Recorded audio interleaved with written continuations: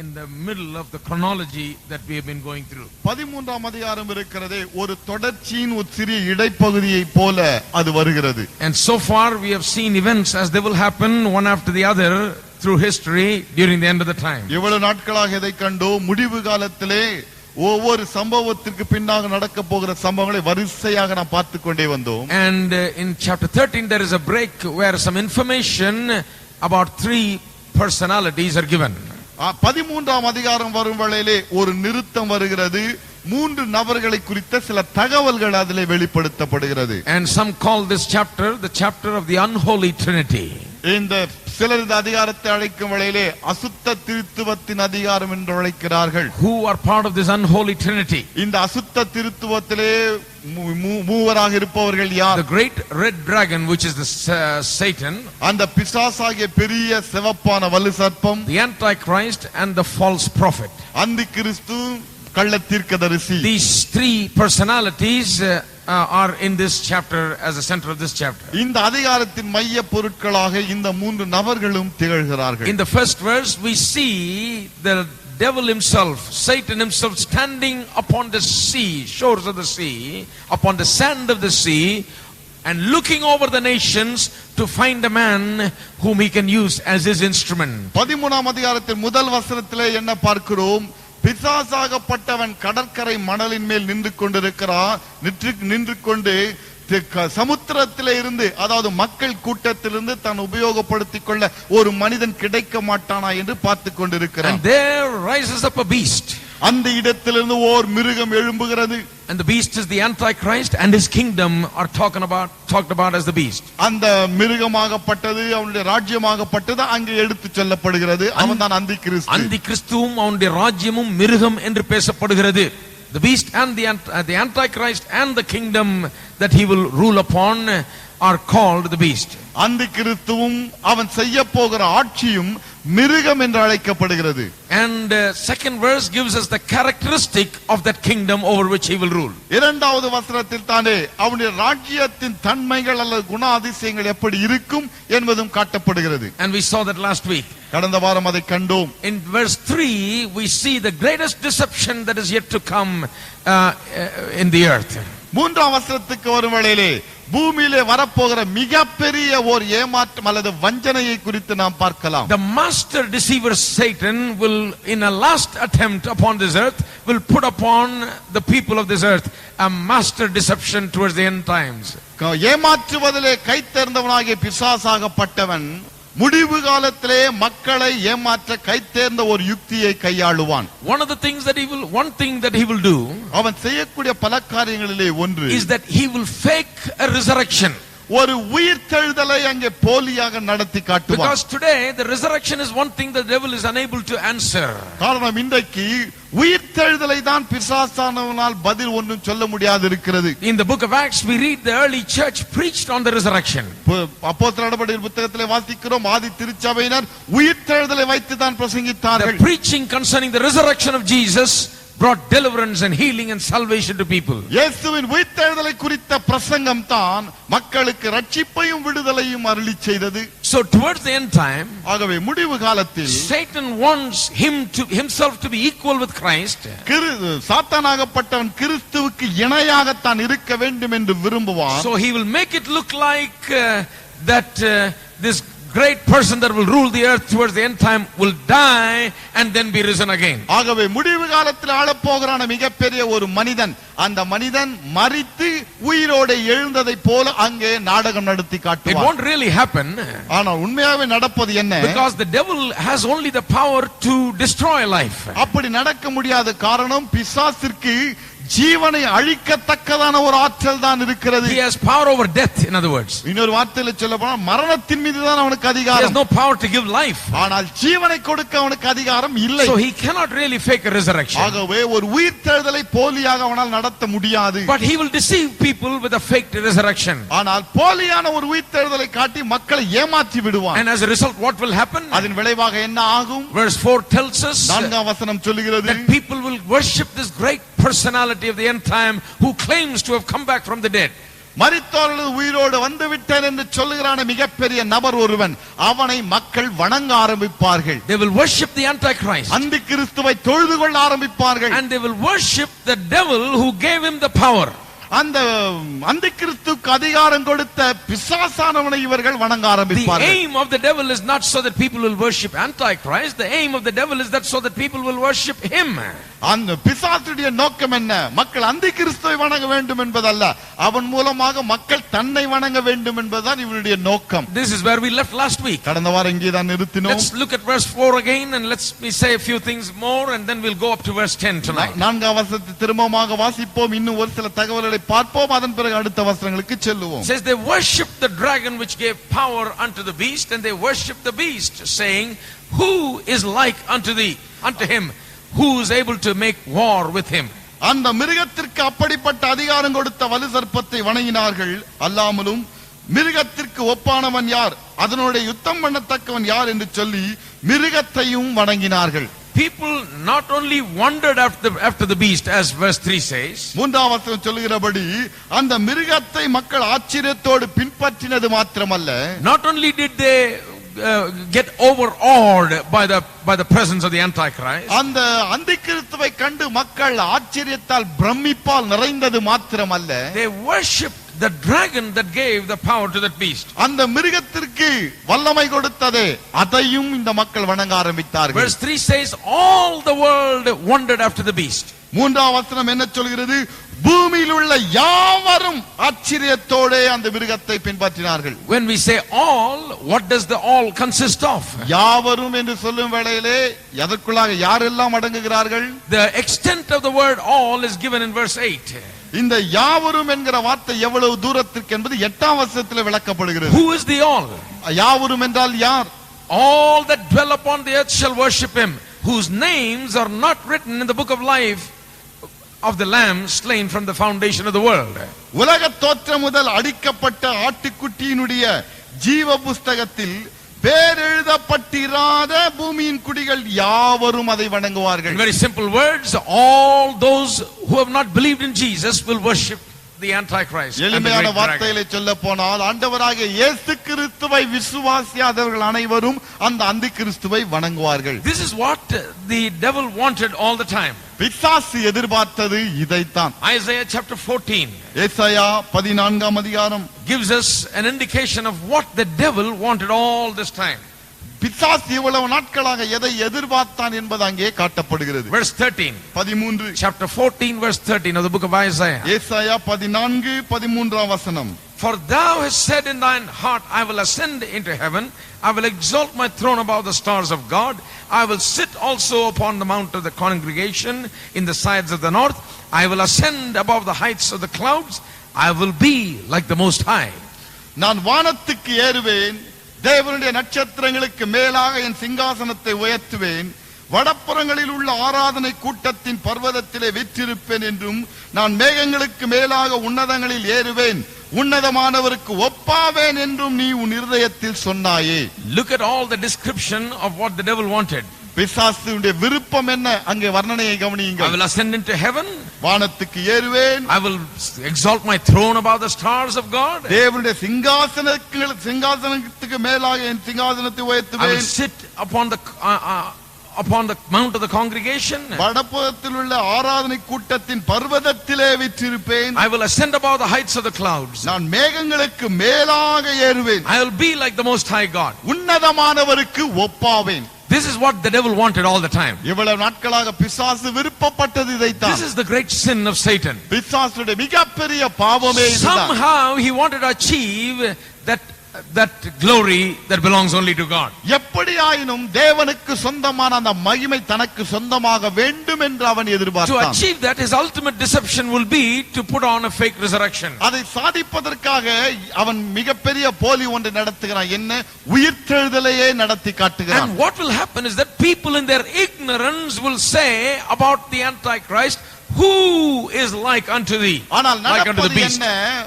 மக்கள் தானே தங்கள் அறியாமையினாலே இந்த மிருகத்திற்கு ஒப்பானவன் யார் என்று சொல்லி ஆச்சரியப்படுவார்கள். They'll say, who is like unto him? இவனுக்கு ஒப்பானவன் யார் என்று They சொல்லுவார்கள். say he is incomparable. He cannot be compared with anyone. என்ன சொல்வார்கள்? ஈடு இணையற்றவன் தன் நிகரற்றவன் இவன் என்பார்கள். God says, கர்த்தர் சொல்லுகிறார், to whom shall you liken me? என்னை யாருக்கு நீங்கள் ஒப்பிட முடியும்? Or to whom shall I be equal? நான் எவருக்கு சமனாக இருக்க முடியும்? It is said about God like that. தேவனை குறித்து தான் அப்படி It is சொல்லப்படுகிறது. only about God you can say, to whom shall he be equal, or whom shall we liken God to? தேவனை குறித்து சொல்லும் பொழுதுதான் தேவனுக்கு ஒப்பானவர் யார், அவருக்கு இணையானவர் யார் என்று நம்மால் சொல்ல முடியும். But instead of about God, they will say that about the Antichrist. தேவனை குறித்து அப்படி சொல்வதற்கு பதிலாக அந்தி கிறிஸ்துவை குறித்து இவர்கள் இப்படி சொல்லுகிறார்கள். What must have been said about God will be said about this person, Antichrist. தேவனை குறித்து சொல்லப்பட வேண்டியது எதுவோ அதை அந்தி கிறிஸ்துக்கு இவர்கள் சொல்லி விடுவார்கள். Now let's go back to Revelation 13. 13ஆம் அதிகாரத்துக்கு செல்லுவோம். வெளிப்படுத்தல் Revelation 13. வெளிப்படுத்தல் 13. Let me read to you verse 5. 5ஐ வாசிக்கிறேன். There was given unto him a mouth speaking great things and blasphemies, and the power was given unto him to continue 42 months. பெருமையானவைகளையும் தூஷணங்களையும் பேசும் வாய் அவனுக்கு கொடுக்கப்பட்டது. அல்லாமலும் 42 மாதம் யுத்தம் பண்ண அதற்கு அதிகாரம் கொடுக்கப்பட்டது. Now before you look at what this Antichrist does, இந்த அந்திகிறிஸ்து என்ன செய்ய போகிறான் என்பதை நாம் காணும் முன்பு I want you to think about the contrast that exists between Christ and Satan. கிறிஸ்துவுக்கும் சாத்தானுக்கும் இடையே உள்ள வேறுபாடுகள் இன்னது என்பதை காட்ட விரும்புகிறேன். Micah says that our God is plenteous in mercy. மீகா என்ன சொல்கிறார்? நம்முடைய தேவன் இரக்கத்தில் ஐஸ்வர்யம் உள்ளவர். The Lord Jesus Christ, we read in the New Testament, is ready to forgive and cleanse our sins. ஆண்டவராகிய இயேசு கிறிஸ்துவை குறித்து புதிய ஏற்பாட்டில் என்ன வாசிக்கிறோம்? நம்முடைய பாவங்களை மன்னிக்கவும் கழுவவும் இயேசு கிறிஸ்து ஆயத்தமாக இருக்கிறார். On the other hand, the Antichrist and the devil only cause confusion. ஆனால் இன்னொரு பக்கத்திலே பார்த்தால் இந்த அந்தி கிறிஸ்துவும் பிசாசும் குழப்பத்தை தான் They are விளைவிக்கிறார்கள். exactly the opposite of what Christ came to do. கிறிஸ்து எதை செய்ய வந்தாரோ அதற்கு நேர் எதிராக இவர்கள் Turn இருக்கிறார்கள். to 2 Thessalonians chapter 2. 2 தெசலோனிக்கேயர் 2க்கு திருப்புங்கள். Paul warns about the time when Antichrist will come அந்தி கிறிஸ்து வரப்போகிற காலத்தை குறித்து பவுல் இங்கே and எச்சரிக்கிறார். what he will do. அவன் என்ன செய்வான்? It says, let no man deceive you by any means. ஒருவனும் உங்களை வஞ்சியாதிருக்க இடம் கொடாதிருங்கள். For that day shall not come except there come a falling away first, and that man of sin be revealed, the son of perdition. மூன்றாம் வசனம், இரண்டாம் அதிகாரம் 3. எவ்விதத்தினாலும் ஒருவனும் உங்களை மோசம் போக்காதபடிக்கு எச்சரிக்கையாருங்கள்.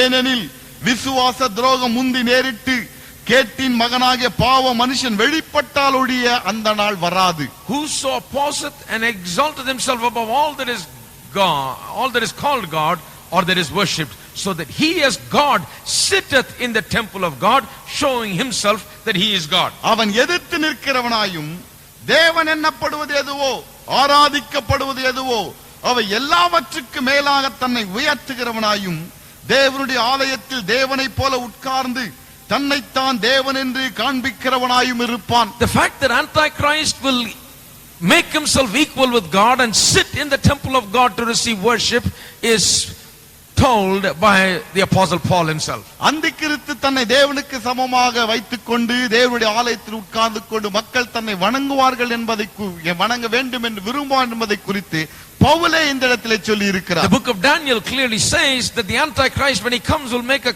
covenant with the people of Israel. தானியேல் புத்தகத்தில் என்ன வாசிக்கிறோம்? அந்திகிறிஸ்து வரும் வேளையிலே இஸ்ரவேல் புத்திரரோடு ஒரு உடன்படிக்கை செய்து கொள்வார். For 7 years. 7 வருடங்களுக்கு. But in the middle of the 7 years he will break that covenant. ஆனால் இந்த 7 வருடத்தின் இடையிலே அந்த உடன்படிக்கையை அவன் முறித்துக் கொள்வான். He will break that covenant by setting himself up in the temple of God to be worshipped.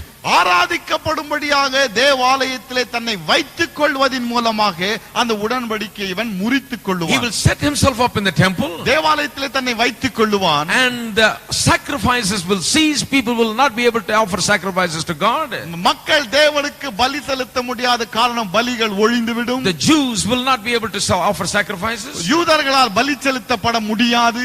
and the image of the Antichrist will be set upon the temple, அந்திகிறிஸ்துவின் உருவச் சிலையாகப்பட்டது அங்கே வைக்கப்படும். and there will be a demand to worship him instead of the living God. ஜீவனுள்ள தேவனை வணங்குவதற்கு பதில் இவனை வணங்குங்கள் என்று அங்கே ஓர் நிபந்தனை வைக்கப்படும். This will be the turning point of the period of tribulation. உபத்திரவ காலத்தின் திருப்பு முனையே இதுதான். The period of tribulation consists of 7 years. இந்த உபத்திரவ காலம் என்று சொல்லும் வேளையிலே 7 வருடங்கள். But at the end of the first 3.5 years, there is a great turning point in the tribulation. ஆனால் முதல் 3.5 வருடங்கள் இருக்கிறதே அந்த உபத்திரவ காலத்தில் ஒரு திருப்பு முனையை உண்டாக்குகிறது. The turning point comes when the Antichrist begins to receive worship.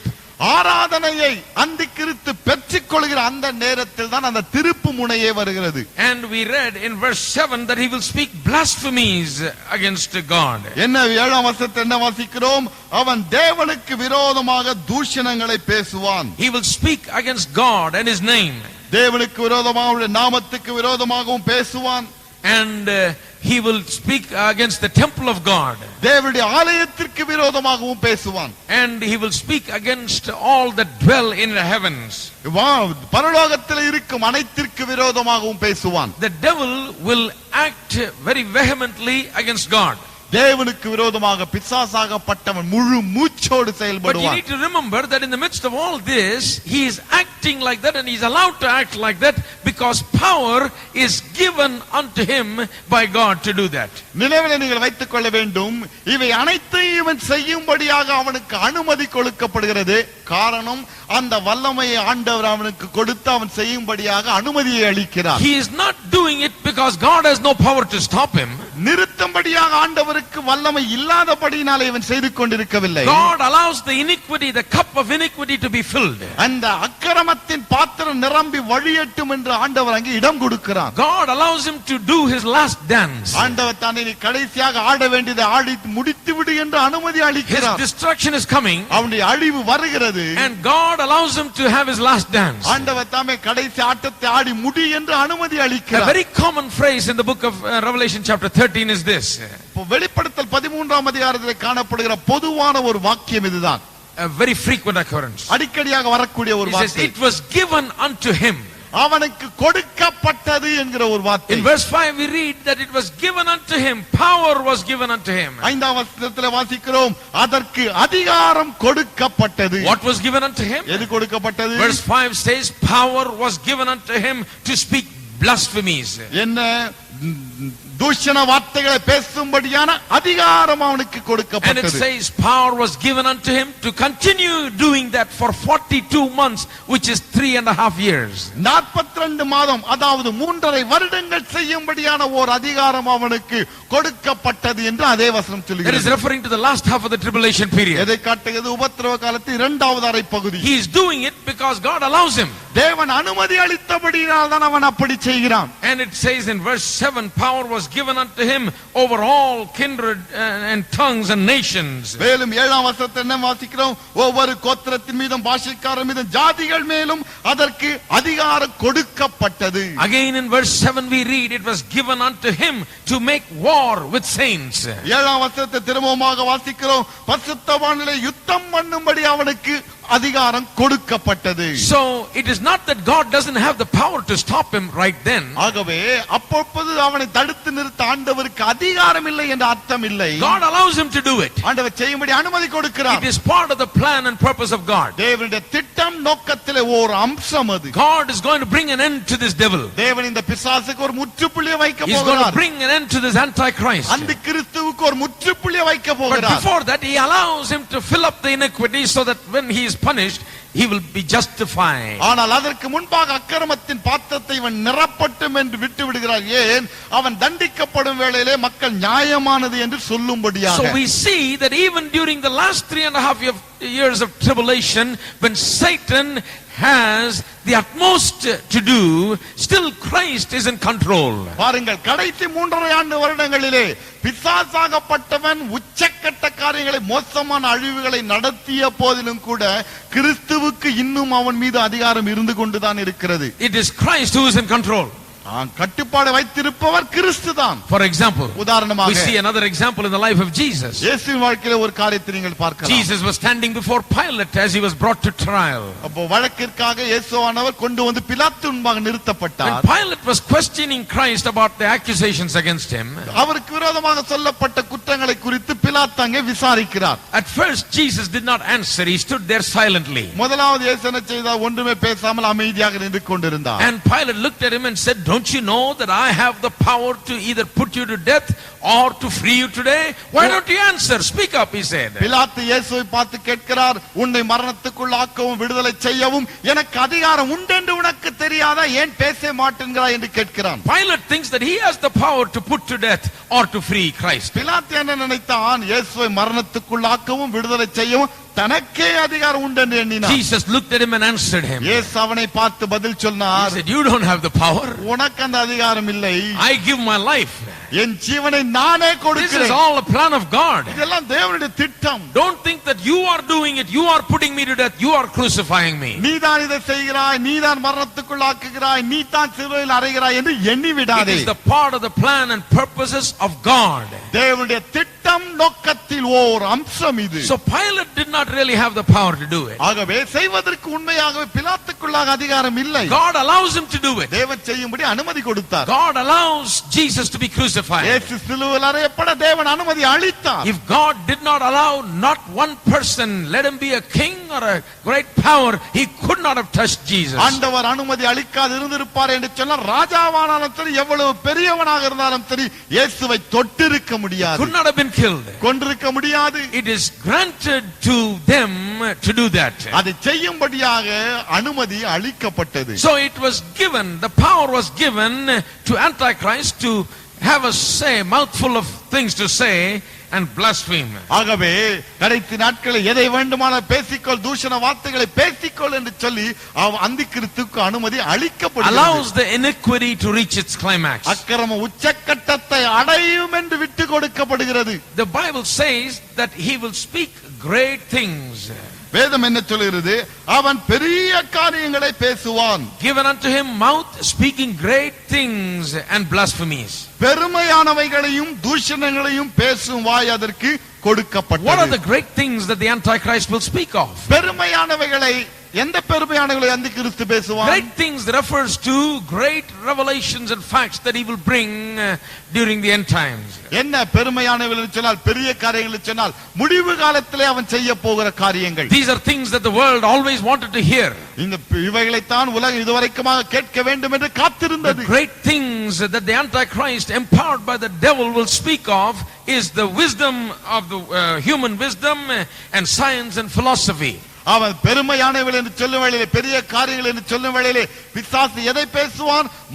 மனித தத்துவங்களையும் விஞ்ஞான முன்னேற்றத்தையும் பேசுவான். He will talk about great things. பெரிய காரியங்களை, பெருமையானவைகளை பேசுவான். It will look attractive to this world which believes a lot on all these things. இவையெல்லாம் நம்பிக்கொண்டிருக்கிற உலகத்திற்கு இது ஒரு கவர்ச்சியாகத்தான் இருக்கும். So he will speak great things. ஆகவே பெருமையானவைகளை பேசுவான். He is full of wisdom, the Bible says. வேதம் சொல்கிறது அவன் ஞானத்தால் நிரம்பி இருக்கிறான். But his wisdom has been corrupted, God told him. ஆனால் கர்த்தர் அவனை பார்த்து சொன்னார், உன்னுடைய ஞானம் கரைபட்டு In விட்டது. Ezekiel we read that the devil is full of wisdom. எசேக்கியேலை வாசிக்கிறோம், பிசாசு ஞானத்தால் நிரம்பி இருக்கிறான். And in the end time when he works through the Antichrist, he will display some of his wares and his wisdom will be displayed through the Antichrist. கடைசி நாட்களில் அந்திக்கிறிஸ்துவோடு கூட இவன் சேர்ந்து இணைந்து செயல்படும் வேளையிலே அவனுடைய ஞானமாகப்பட்டது அதிகமாக அந்த இடத்திலே வெளிப்படுத்தி காட்டப்படும். One of the points of attraction about the Antichrist will be the great things that he speaks, the great wisdom, the great philosophy and science that he talks about. அந்திக்கிறிஸ்துவிலே காணப்படுகிற ஒரு கவர்ச்சியான காரியம் என்னவென்று சொன்னால், பெரிய காரியங்களை, பெரிய தத்துவங்களை, பெரிய விஷயங்களை அவன் அங்கே பேசுவான். That will be one of the attractions of the end times. முடிவு காலத்தில் அவனுடைய கவர்ச்சிகளில் இதுவும் ஒன்று. And then the Bible says that he will blaspheme 4 things. அந்த பிறகு வேத புத்தகம் சொல்கிறது அவன் 4 காரியங்களை தூஷணமாக பேசுவான். Verse 6. ஆறாம் And he வசனம். opened his mouth in blasphemy against God, to blaspheme his name, his tabernacle and them that dwell in heaven. அது தேவனை தூஷிக்கும்படி தன் வாயை திறந்து அவருடைய நாமத்தையும் அவருடைய வாசஸ்தலத்தையும் பரலோகத்தில் வாசமாய் இருக்கிறவளையும் தூஷித்தது. 4 things he will do. 4 காரியங்களை அவன் செய்வான். 4 things about which he will blaspheme. அவன் 4 காரியங்களை தூஷிப்பான். About God. தேவனை தூஷிப்பான். Now, no matter how much he speaks against God and blasphemes God, தேவனுக்கு விரோதமாக அவன் எவ்வளவு தான் பேசி தூஷணங்களை உரைத்தாலும், it doesn't matter, because God is not going to be changed by that. ஆண்டவர் அதன் மூலமாக மாறிவிட போவதில்லை, பொருட்டே கிடையாது. God is untouchable. ஆண்டவரை தொடவே முடியாது. He is untouched by these words of this devilish person. இந்த பிசாசுடைய மனிதனுடைய வார்த்தையாலே இவர் ஒன்றும் அசைக்கப்பட முடியாது. He's going to blaspheme God and talk against God, but it causes no change in God. தேவனுக்கு விரோதமாக பேசுவான், தூஷணம் செய்வான், ஆனாலும் ஆண்டவர் அதனால எந்த விதமான லாபம் அடைய He போவதில்லை. hates God. அவன் தேவனை வெறுக்கிறான். So he will speak against God. ஆகவே தேவனுக்கு விரோதமாக பேசுகிறான். It is the devil that speaks against God. பிசாசு தான் தேவனுக்கு விரோதமாக பேசுவான். Then it says that he will speak against God's name. வேற என்ன சொல்கிறது? அவருடைய நாமத்துக்கு விரோதமாகவும் பேசுவான். Another thing that the devil hates really is the name of Jesus.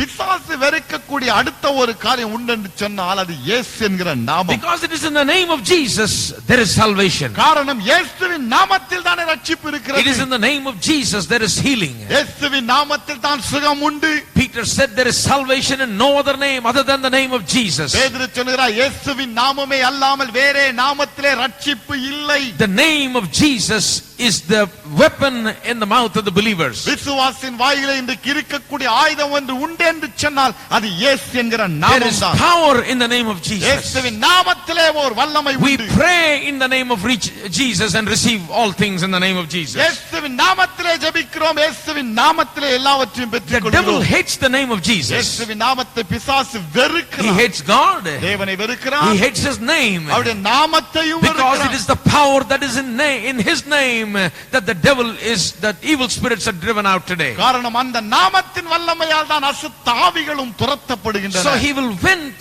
his anger and frustration at the name of Jesus. ஆகவே இயேசுவின் நாமத்துக்கு விரோதமாக தன்னுடைய கோபத்தை திறந்து He will விடுவான். speak against the name of Jesus. இயேசுவின் நாமத்துக்கு விரோதமாக பேசுவான். Third thing, மூன்றாவது காரியம், he will blaspheme against the tabernacle of God. தேவனுடைய ஆலயத்துக்கு விரோதம், வாசஸ்தலத்துக்கு விரோதமாக பேசுவான். The very fact that he will stop the people from worshiping God, தேவனை வணங்காதபடிக்கு மக்களை அவன் தடுத்து நிறுத்துகிற அந்த உண்மையே, the Jewish people will be stopped from offering sacrifices. பலிகள் இடாதபடிக்கு யூத மக்கள் தடுத்து நிறுத்தப்படுவார்கள். Not only that, he will put his own image in the temple and make people to worship. அது மாத்திரமல்ல, தன்னுடைய உருவச்சிலையை அங்கே வைப்பான், மக்கள் அதை வணங்க வேண்டும் என்று நிர்பந்தம் செய்வான். He wants to desecrate the temple. தேவாலயத்தை தீட்டுப்படுத்த விரும்புகிறான். He wants to trample upon the things of God. தேவனுடைய காரியங்களை மிதிக்க வேண்டும் என்று அவன் நினைக்கிறான். He hates God and he wants to do that. தேவனை வெறுக்கிறபடியினாலே இப்படி செய்ய He will முற்படுகிறான். put his own image there தன்னுடைய சொந்த சிலையை அங்கே வைப்பான். and he will put to shame the temple of God. தேவனுடைய ஆலயத்தை அங்கே அவமானத்துக்குள்ளாக்குவான். That is called the abomination of desolation. அதுதான் பாழாக்கும் அருவருப்பு என்று வேதம் That அழைக்கிறது. is what the Bible calls it. வேதம் அப்படியாக தான் அதை அழைக்கிறது. It comes from the devil. அது பிசாசினிடத்திலிருந்தே வருகிறது. The devil fills the Antichrist with his plans and purposes. பிசாசாகப்பட்டவன் அந்திக்கிறிஸ்துவை தன்னுடைய திட்டம் நோக்கங்களால் நிரப்பி வைக்கிறான். He blasphemes God, his name and his tabernacle. தேவனை தூஷிக்கிறான், அவருடைய நாமத்தை தூஷிக்கிறான், அவருடைய வாசஸ்தலத்தையும் தூஷிக்கிறான். And all those that dwell in heaven. பரலோகத்தில் வாசமாய் இருக்கிறவர்களையும் Who தூஷித்தான். are dwelling in heaven? பரலோகத்தில் இருப்பது யார்? By this time the saints of God have been raptured into heaven. அதற்குள்ளாக தேவனுடைய பரிசுத்தவான்கள் அனைவரும் எடுத்துக்கொள்ளப்பட்டிருப்பார்கள். The church has been raptured and taken up to live with God. தேவனோடு வாழும்படியாக சபையாகப்பட்டது இந்நேரத்தில் Before எடுத்துக்கொள்ளப்பட்டிருக்கும். the tribulation ever begins, the dead in Christ are raised first, and they which are alive are caught up together with him in the air to meet the Lord in the air, to live with him forever. இந்த உபத்திர காலம் துவங்குவதற்கு முன்பாக கிறிஸ்துவுக்குள் மரித்தவர்களும் உயிரோடு இருக்கிற நாமும் அவரோடு கூட வானத்திலே இருக்கும்படியாக எடுத்துக்கொள்ளப்படுவோம். So the saints are there in heaven. ஆகவே பரிசுத்தவான்கள் பரலோகத்தில் By இருக்கிறார்கள். this time, இந்த வேளை நேரத்துக்குள்ளாக the church is in heaven. சபை பரலோகத்தில் The இருக்கிறது. people of God are in heaven. தேவனுடைய மக்களும் பரலோகத்தில் Oh, இருக்கிறார்கள். he hates the people of God. தேவ மக்களை அவன் வெறுக்கிறான். He will blaspheme the people of God. தேவ மக்களை அவன் தூஷிப்பான். He will mock them and laugh at them. பரியாசம் செய்வான், கேலியும் He will செய்வான். scorn them and talk about them. அவளுக்கு விரோதமாக பேசுவான், ஏளனம் செய்வான். His blasphemy will be fourfold. அவனுடைய தூஷணம் 4 மடங்காக இருக்கும். Let's read verse 7. 7ஆம் வசனத்தை It was வாசிப்போம். given unto him to make war with saints and to overcome them, and power was given him over all kindreds and tongues and nations. மேலும் பரிசுத்தவான்களுடைய யுத்தம் பண்ணி அவர்களை ஜெயிக்கும்படிக்கு அதற்கு அதிகாரம் கொடுக்கப்பட்டதும் அல்லாமல் ஒவ்வொரு கோத்திரத்தின் மேலும் பாஷைக்காரர் மேலும் ஜாதிகள் மேலும் அதற்கு அதிகாரம் He was கொடுக்கப்பட்டது. given a temporary victory over people. மக்கள் மீது தற்காலிகமான ஓர் வெற்றி அவனுக்கு அருளப்பட்டது. He was given the power to get victory over people temporarily. தற்காலிகமாக மக்கள் மீது ஒரு வெற்றியை அவனுக்கு அங்கே கொடுக்கப்படுகிறது. What will he do? என்ன செய்வான் He will அவன்? make war with the saints பரிசுத்தவான்களோடு யுத்தம் செய்வான், and overcome them. அவர்களை மேற்கொள்ளுவான். The power is given to him. He is allowed to do that. அதை செய்யும்படியாக அவனுக்கு அனுமதியும் அதிகாரம் கொடுக்கப்பட்டு விட்டது. Not only with the saints, with all kindreds and tongues and nations. பரிசுத்தவான்களோடு மாத்திரமல்ல, கோத்திரத்தார், பாஷைக்காரர், ஜாதிகள் அனைத்தின் மீதும். Many multitudes of people will perish during the tribulation. உபத்திரவ காலத்திலே கோடிக்கணக்கிலே மக்கள் செத்து மடிவார்கள். And multitudes of those who believe in Jesus will be persecuted and be killed for the sake of their faith in Christ. இயேசு கிறிஸ்துவை விசுவாசித்த அவர் மீது நம்பிக்கை வைத்தது நிமித்தமாக ஏராளமான பரிசுத்தவான்களும் அவனாலே கொல்லப்படுவார்கள். But God allows that. ஆனால் தேவன் அதை அனுமதி அளிக்கிறார். He allows him to do that for a just a season. கொஞ்சம் காலத்திற்கு அவன் அதை செய்யும்படியாக அனுமதியை அளிக்கிறார். All that his persecution will reach such climax. அவனுடைய உபத்திரம் ஒரு உச்சக்கட்டத்திற்கு வந்துவிடும். And all that dwell upon the earth shall worship him. பூமியில் இருக்கும் அனைவரும் அவனை வணங்குவார்கள். Except those whose names are written in the book of life of the Lamb. ஆட்டுக்குட்டியின் ஜீவ புஸ்தகத்தில் பேர் எழுதப்பட்டிருக்க மற்றவர்கள் தவிர.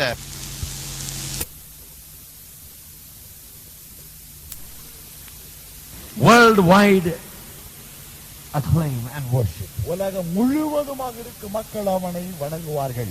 All over the world people will wonder at him and worship him. உலகம் முழுவதுமாக இருக்கும் மக்கள் அவனை பார்த்து ஆச்சரியத்தால் நின்று நிற்பார்கள். And those who do not worship him will be the believers and they'll be persecuted for that. அவனை வணங்காதவர்கள் யார்? விசுவாசிகள் தான் அப்படி செய்வார்கள். அதற்காக அவர்கள் உபத்திரவப்படுத்தப்படுவார்கள். And it looks like because it says all the world will worship him. உலகத்தில் உள்ள அனைவரும் அவனை வணங்குவார்கள் என்று சொல்லும்போது Except the believers. விசுவாசிகள் தவிர. It looks like he will unite the whole world into one religion. எப்படி தெரிகிறது? முழு உலகத்தையும் ஒரு மதத்துக்குள்ளாக அவன் சேர்த்து விடுவான். Even now there is a move among Christians. இன்றைக்கு கூட கிறிஸ்தவர்கள் மத்தியில் இப்படி ஒரு இயக்கம் இருக்கிறது. To bring together all the religions together. எதற்காக? எல்லா மதத்தையும் ஒன்றாக சேர்த்து விட வேண்டும் என்கிற ஒரு இயக்கம்.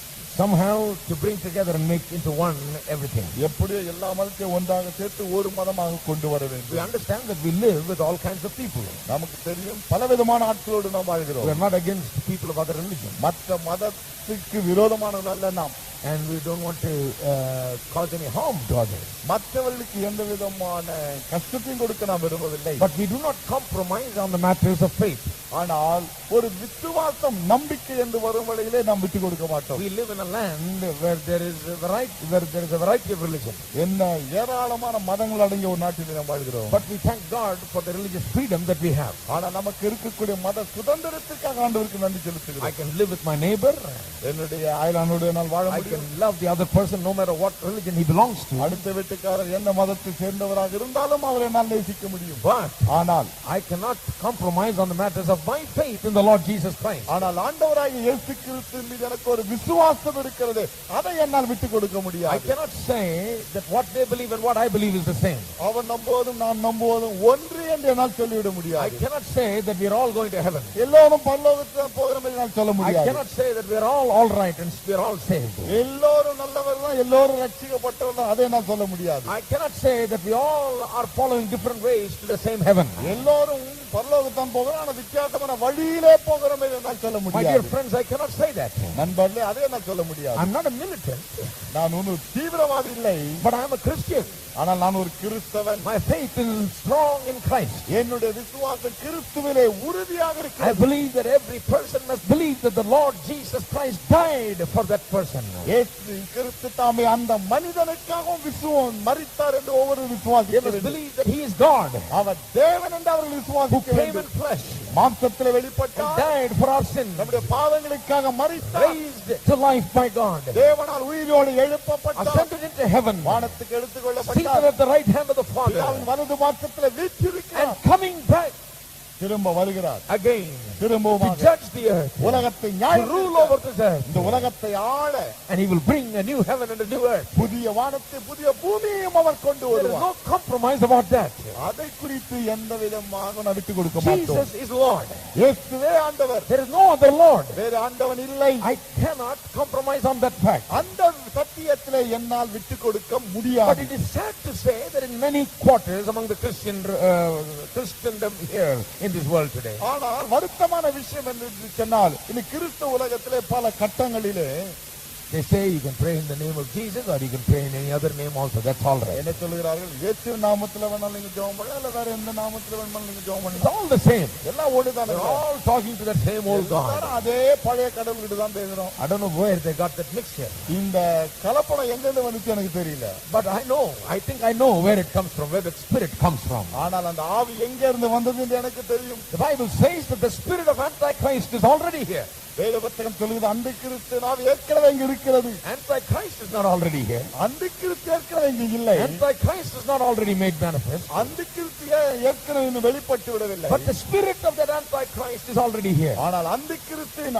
ஆவி இங்க இருக்கிறது. What do we mean by the spirit of Antichrist? அந்த கிறிஸ்துவின் ஆவி என்று சொல்லும்போது என்ன அர்த்தமாகிறது? The trend is already here. அதாவது அந்த பக்குவம் ஏற்கனவே வந்து விட்டது. When the Antichrist comes, it will not be a difficult thing to accomplish his goals, because the trend, the spirit is already set in, and there is a motion towards that end. அந்த கிறிஸ்து வரவழையிலே தன்னுடைய காரியத்தை சாதிப்பதற்கு அவனுக்கு அரிதாக இருக்காது. காரணம், ஏற்கனவே அந்த பக்குவத்துக்குள்ளாக மக்கள் நுழைந்து கொண்டு சென்று கொண்டே He is இருக்கிறார்கள். not going to all of a sudden in the midst of the 7 years call for one world religion. திடீரென்று சொல்லி அந்த உபத்திர காலத்தின் ஒரு வருடத்திலே ஒரு உலக மதம் உருவாக வேண்டும் திடீர் அழைப்பு கொடுக்க மாட்டான். No. இல்லை, Already the motion is on. ஏற்கனவே அதற்கான செயல்கள் நடந்து வருகிறது. Already church leaders are trying to bring about that ஏற்கனவே சபையின் தலைவர்கள் இப்படி ஒரு மதத்தை உருவாக்க வேண்டும் என்று முயற்சி எடுத்து By the வருகிறார்கள். time of Antichrist comes, they would have been 75% of the way down. அந்த கிறிஸ்து வருவதற்குள்ளாக ஏறக்குறைய 75% இவர்களே முடித்திருப்பார்கள். They would act like they are doing some great thing, uniting all the religions. என்ன நினைப்பார்கள், எல்லா மதங்களையும் ஒன்று சேர்ந்து பெரிய காரியத்தை நான் சாதித்தேன் என்று They will எண்ணுவார்கள். promote it like a noble cause. என்ன ஒரு பெரிய புண்ணிய காரியத்தை செய்து விட்டதாக எண்ணுவார்கள். They will all unite, எல்லாரும் ஒன்று come சேர்வார்கள், under one banner, ஒரு கொடியின் கீழாக come வருவார்கள், under one council, ஒரே ஆலோசனையின் கீழாக one வருவார்கள், world church. ஒரு உலக சபை. But in the end, ஆனால் முடிவிலே they will end up directing their worship to Satan himself. நேரடியாக பிசாசையே வணங்கக்கூடிய அளவுக்கு அது போய் It நின்றுவிடும். will become very advantageous for the Antichrist to do his thing. தன்னுடைய காரியத்தை செய்து முடிப்பதற்கு அந்த கிறிஸ்துவுக்கு இது மிகவும் சாதகமாக இருக்கும். The trends are already there in this world today. இந்த உலகத்திலே ஏற்கனவே அந்த பக்குவம் ஆரம்பித்து விட்டது. We need to be aware of that. நாம் அதை குறித்து விழிப்புள்ளவர்களாக இருக்க வேண்டும். We need to be aware of the spirit of Antichrist that is present today. ஏற்கனவே இருக்கிறது அந்த கிறிஸ்துவின் ஆவி இங்கே, அதை குறித்து ஜாக்கிரதையாக இருக்க வேண்டும். We should not go along with it. அதோடு சேர்ந்து போயிடக்கூடாது. We should not compromise in those matters. அந்த விஷயங்களிலே நாம் விட்டு கொடுக்கவே கூடாது. And those matters we should be strong. அந்த விஷயத்திலே உறுதியாக நிற்க வேண்டும். In the end times there will be an apostate church. முடிவு காலத்திலே பின்மாற்றமான ஒரு சபை இருக்கும். The church that says we can pray in all names. என்ன சொல்லுகிறப்ப எல்லா நாமத்திலும் வேண்டுமா ஜெபம் பண்ணலாம். We can worship in any other way. எந்த வழியில நம்ம வணங்கலாம். All religions are just a way to God. எல்லா மதமும் ஆண்டவர்கிட்ட போற வழி. This is what we are coming to. இந்த நிலைமைக்கு தான் நாம வரோம். We are coming to that in Madras. Chennai பட்டணத்தில் இந்த நிலைமைக்கு நாம come down all the way to Madras. ஏறக்குறைய மெட்ராஸுக்கு அது வந்துடுச்சு. And there are people that are doing it already. ஏற்கனவே ஒரு சிலர் அது செய்யவும் செய்கிறார்கள். But we are not for it. ஆனால் நாம் அதற்கு சாதகமானவர்கள் அல்ல. Our spirits are saddened as we see that kind of a thing. இவ்விதமான காரியங்களை காணும் பொழுது நம்முடைய ஆவி துக்கம் அடைகிறது. Because it is the kind of thing that we will see at the end time. காரணம் முடிவு காலத்தில் இவ்விதமான காரியங்களை தான் நாம் காண போகிறோம். The devil is moving in that direction. பிசாசு அந்த திசையிலே சென்று கொண்டிருக்கிறான். Verse 9. 9ஆம் If வசனம். any man have an ear, let him hear. காது உள்ளவன் எவனோ அவன் கேட்க கடவன். He that leadeth into captivity shall go into captivity. He that killeth with the sword must be killed with the sword. Here is the patience and the faith of the saints. சிறைப்படுத்தி கொண்டு போகிறவன் சிறைப்பட்டு போவான். பட்டயத்தினாலே கொல்லுகிறவன் பட்டயத்தினாலே கொல்லப்பட வேண்டும். பரிசுத்தவான்களுடைய பொறுமையும் விசுவாசமும் இதிலே விளங்கும். Here is a word of warning and a word of comfort for the saints of that time.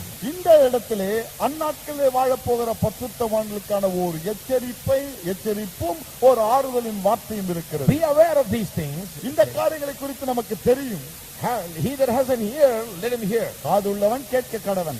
And those people that are persecuted and are killed and led into captivity for the sake of their faith in Christ. கிறிஸ்து மீது வைத்த விசுவாசத்தின் நிமித்தமாக சிறைப்படுத்தப்பட்டு கொல்லப்பட்ட மக்கள், those people, அந்த மக்கள் will see the Lord avenge their persecutors. இப்படி தங்களை உபத்திரவப்படுத்தினார்களே அந்த ஆட்களை கர்த்தர் பழி வாங்குவதை இவர்கள் பார்ப்பார்கள். They who led captivity shall go into captivity. சிறைப்படுத்தி கொண்டு போகிறவன் சிறைப்பட்டு போவான். And they who killed with the sword will be killed with the sword. பட்டயத்தால் கொல்லுகிறவன் பட்டயத்தினாலே கொல்லப்படுவான். Those who cause great persecution and distress for the saints of God will receive it back manyfold themselves. பரிசுத்தவான்களுக்கு மிகப்பெரிய உபத்திரவத்தையும் தீமையும் செய்கிறவர்கள் தானே பல மடங்கு திரும்பி அதையே பெற்றுக் கொள்வார்கள். Because the devil is not going to do it all the time. காரணம் பிசாசு எப்பொழுதும் இதை செய்து கொண்டிருக்க He is போவதில்லை. only allowed to do that for a period of time. கொஞ்சம் காலத்திற்கு தான் செய்யும்படியாக அவனுக்கு அனுமதி கொடுக்கப்பட்டது. 3.5 year period which is considered the great tribulation. இந்த 3.5 வருடங்கள் இருக்கிறது, அது மிகப்பெரிய உபத்திரவமாக The வருகிறது. devil is allowed during that time. அந்த நாட்களே பிசாசுக்கு ஒரு அனுமதி But at the கொடுக்கப்படுகிறது. end of that period, ஆனால் அந்த நேரத்தின் முடிவிலே Jesus Christ will come and intervene. இயேசு வந்து தலையிடுவார். He will stop the devil. பிசாசை He will நிறுத்துவார். stop the Antichrist. அந்த கிறிஸ்துவை நிறுத்துவார். He will throw the Antichrist and the false prophet in the lake of fire. அந்த கிறிஸ்துவின் கள்ள தீர்க்கதரிசி அக்கினி கடலிலே The எரிவார். devil will be bound for 1,000 years. 1000 வருடங்களுக்கு பிசாசு கட்டப்படுவார். And after 1,000 years, the devil also will be thrown into the lake of fire. 1000 வருடங்களுக்கு பிறகு பிசாசும் அக்கினி கடலிலே The எரியப்படுவார். end of Satan is proclaimed here in the book of Revelation. வெளிப்படுத்துற விசேஷத்துல பிசாசுடைய முடிவு அறிவிக்கப்படுகிறது. The evil that goes on in the world today is due to the evil one. இன்றைக்கு உலகத்துல பொல்லாங்கு நடக்கிறது ஏன்? பொல்லாங்கன் இருக்கிறபடியினால் தான். The fact that evil is increasing is due to the fact that the destruction of the evil one is nearing the end. இந்த உலகத்துல பொல்லாங்கல் தீமை பெருகிக் கொண்டே போகிறது. ஏன்? இந்த பொல்லாங்கனுடைய முடிவு சமீபமாய் இருக்கிறபடியினால் தான். He knows that he's got to go. அவனுக்கு தெரியும் தான் போக வேண்டிய வேலை The வந்து. devil knows that his time is going to end. தான் நேரம் வந்து விட்டது என்பது பிசாசுக்கு நன்கு தெரியும். The devil knows that he cannot continue forever. பிசாசுக்கு நன்றாக தெரியும் தன்னால் தொடர்ந்து போக முடியாது. So today in the world, the devil is having his last dance. ஆகவே இன்றைக்கு பிசாசு கடைசியாக குதித்து விடுகிறான். People don't understand this. மக்களுக்கு இது புரியவில்லை. The problem is people don't believe in a devil. ஆனால் பிரச்சனை என்ன? மக்கள் பிசாசை நம்புறது கிடையாது. They think that devil is only in the mind of people. என்ன நினைக்கிறார்? பிசாசு மக்கள் மனசுல தான் இருக்கிறான். Only in our imagination. நம்ம கற்பனையில தான் இருக்கு. There's no real devil. உண்மையா பிசாசு கிடையாது. When once you say this, இத சொல்லிட்டா then you don't have any reason for the evil that is there in the world. உலகத்துல தீமை இருக்கிறது, அதுக்கு எந்த காரணத்தையும் நம்ம சொல்ல முடியாது. Because it is only in the imagination, எல்லாம் கற்பனையில தானே. then you will say that evil also is in the imagination of the people only. ஆகவே என்ன சொல்ல வேண்டி வரும்? இந்த தீமையும் மக்களுடைய கற்பனையில் தான். If the evil one does not exist and he exists only in imagination, தீமை தீயவன் இல்லாமல் அது மக்களுடைய மனதிலே தான் இருக்கிறது என்றால், தீமையானவன் என்று ஒருவன் இல்லை, அவன் வெறும் கற்பனையிலே தான் இருக்கிறான் என்று நீங்கள் நினைப்பீர்கள் என்றால், தீமையும் இல்லை, தீமையும் கற்பனையிலே தான் இருக்கிறது என்று அர்த்தமாகிவிடும். அது உண்மை அல்ல. தீமை உண்மையாகவே உலகத்திலே இருக்கிறது. Evil is there in the world. இந்த உலகத்திலே தீமை இருக்கிறது. Everyone will agree. எல்லாரும் ஒத்துக்கொள்வார்கள். I tell you, it's it's very easy to believe in God. தேவனை விசுவாசிப்பது மிக சுலபம். It's very difficult to believe in atheism. ஆனால் இந்த நாஸ்திகத்தை விசுவாசிப்பது ரொம்ப கடினம். Very easy to believe in God. தேவனை விசுவாசிப்பது, கடவுள் உண்டு என்று விசுவாசிப்பது சுலபம். And it's very easy to believe in the devil also. பிசாசு உண்டு என்று விசுவாசிப்பது மிக சுலபம். All you got to just do is just look around. செய்ய வேண்டியது என்ன? சுத்தி பார்த்தா போதும். Just look around and see what's happening. சுத்தி என்ன நடக்கிறது என்று பாருங்கள். How people can become so full of evil. மக்கள் எப்படி தீமையால் நிறைந்திருக்கிறார்கள். You can't say I don't believe in the devil. பிசாசு இல்லை என்று நாம் சொல்லவே முடியாது. There is the evil one. பிசாசு இருக்கிறான். That is why evil exists. அதனால் தான் தீமை உலகத்தில் இருக்கிறது. Theologians are breaking their head over the matter of evil. தீமை என்கிற விஷயத்தை குறித்து இறையியல் வல்லுநர்கள் தலையை பிச்சுக் கொள்கிறார்கள். Why evil exists? ஏன் தீமை இருக்குது? How evil exists? எப்படி வந்தது? Where did evil come from? எங்க இருந்து வந்தது? When will it go? எப்போ போவோம்? Oh, they're philosophizing. அதை தத்துவப்படுத்தி பார்க்கிறார்கள். The Bible clearly tells when the evil came from. வேதம் தெளிவாக சொல்கிறது தீமை எங்கே இருந்து வந்தது. Evil came from the evil one. தீமை தீயவனிடத்திலிருந்து வந்தது. Evil is there because the evil one rules over the people. தீயவன் மக்களை ஆளுகிறபடியால் தான் தீமையே அங்கு இருக்கிறது. The Bible tells us when the evil will end. தீமை எப்போது முடியும் என்று வேத புத்தகம் சொல்கிறது. The Bible says that the evil will be put to an end when the devil himself, the evil one, is put to an end. தீயவனுக்கு ஒரு முடிவு, அதாவது பிசாசுக்கு ஒரு முடிவு வரும் வேளையிலே தீமைக்கு முடிவு வரும் என்று வேத புத்தகம் சொல்கிறது. Praise God. கர்த்தருக்கு That ஸ்தோத்திரம். is one of the greatest themes of the Bible. வேத புத்தகத்தின் மிகப்பெரிய கருத்துக்கள் இது ஒன்று. One of the most important things that we need to understand. நான் புரிந்து கொள்ள வேண்டிய முக்கியமான காரியங்கள் இதுவும் Like ஒன்று. I told you the other day, ஏற்கனவே நான் சொல்லி இருக்கிறேன். many people have fooled themselves into believing that the world is getting better. உலகம் சிறப்பாகிக் கொண்டு வருகிறது என்று பல ஏமாற்றம் அடைந்து வருகிறார்கள். So it's getting better and better. இல்லங்க, சிறப்பாயிட்டே வருது. While we are getting better and better in technology, we are getting worse and worse in using technology. விஞ்ஞானத்திலே நாம் சிறப்படைந்து கொண்டு வந்த போதிலும் அதை உபயோகிப்பதிலே சீர்கெட்டு வருகிறோம். We are inventing better and better bombs. என்ன சிறப்பான அணுகுண்டுகளை தயாரித்து வருகிறோம். We have bombs that will go farther and farther. என்ன மிக தூரத்தில் போய் தாக்கக்கூடிய குண்டுகள். Destroy more and more people. நிறைய பேர் அழிக்கக்கூடிய And குண்டுகள். do a quick job. சீக்கிரமா வேலை செய்யக்கூடிய We குண்டுகள். are inventing all kinds of things that will fly from one country to the other and attack people. கண்டம் விட்டு கண்டமாய் ஏவுகணைகளையும் கண்டுபிடித்து விட்டோம். We have a lot of brain. நிறைய மூளை இருக்குது. Technology is there. விஞ்ஞானம் இருக்குது. But the evil one is there. ஆனால் தீயவனும் People இருக்கிறான். are filled with evil. மக்கள் தீமையால் நிரம்பி இருக்கிறார்கள். It is because the devil is at work. காரணம் தீயவன் அங்கே வேலை செய்து We will கொண்டிருக்கிறான். see the fullness of the devil's evil things towards the end time. முடிவு காலத்திலே பிசாசுடைய தீமையின் உச்சக்கட்டத்தை பூரணத்தை நாம் The பார்க்கலாம். Bible says, வேதம் சொல்கிறது, when you see these things, இவைகளை நீங்கள் காணும் பொழுது don't be afraid. பயந்து விட Don't வேண்டாம், be perturbed. கலங்கி விட வேண்டாம். Look up, வேலை பாருங்கள். for your salvation draweth nigh. காரணம் உங்கள் ரட்சிப்பு சமீபமாயிருக்கிறது. Hallelujah. Hallelujah. We are not afraid when we see more and more evil. அதிகமான தீமையை காணும் வேளையில் நாம் கலங்குவதில்லை. We look up வேலை பார்க்கிறோம். because we know when evil increases, the end to evil is very near. நமக்கு நன்றாக தெரியும் தீமை வளரும் வேளையிலே தீயவனுடைய முடிவு சமீபமாயிருக்கிறது. We know that our salvation draweth nigh. நம்முடைய ரட்சிப்பு சமீபமாயிருக்கிறது, அதுவும் தெரியும். Praise God. கர்த்தருக்கு Let's ஸ்தோத்திரம். stand up together. ஒன்றாக எழுந்து நிற்போம்.